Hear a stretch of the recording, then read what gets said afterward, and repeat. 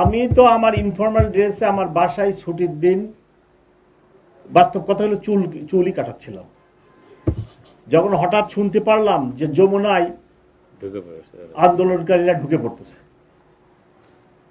আমি অন্য কোনোরূপ প্রস্তুতি নিয়ে আই রাস্ট, এবং যাই দেখি অবস্থা ভয়াবহ।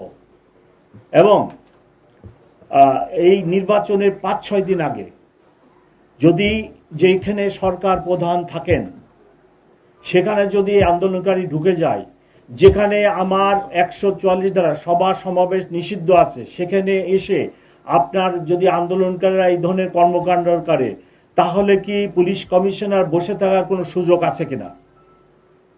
ডেইলি স্টার, প্রথম আলোতে যে আক্রমণ হলো গভীর রাত্রে 11টায়,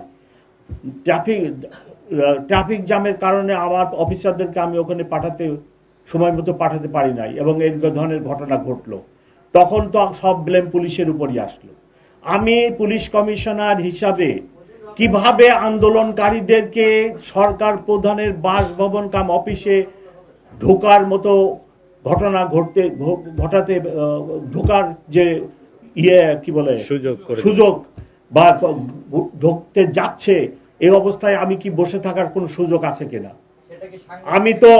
আমি তো শুধু আমি নিজেই যাই নাই, অ্যাট ওয়ান স্টেজ আমি আমার ইন্সপেক্টর জেনারেলকে ফোন করছি যে ভাই আমি তো একা পারতেছি না, you should come to help me, এবং ইন্সপেক্টর জেনারেল নিজেও সেখানে আসছে, আপনারা দেখছেন কিনা। ততক্ষণে আমরা আন্দোলনকারীকে শেরাটনের ওই পাশে নিয়ে গেছি, আমার ডান পাশের কলিগ বাম পাশের কলিগ সবাই উপস্থিত ছিল, ততক্ষণে ইন্সপেক্টর জেনারেল এসে উপস্থিত হয়েছে।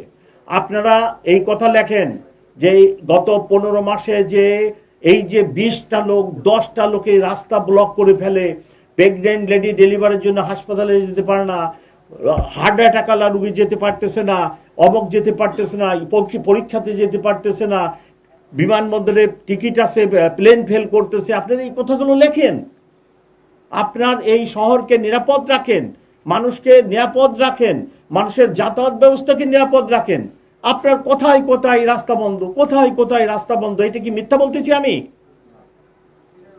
আপনিও তো মুভমেন্ট করতে পারেন না।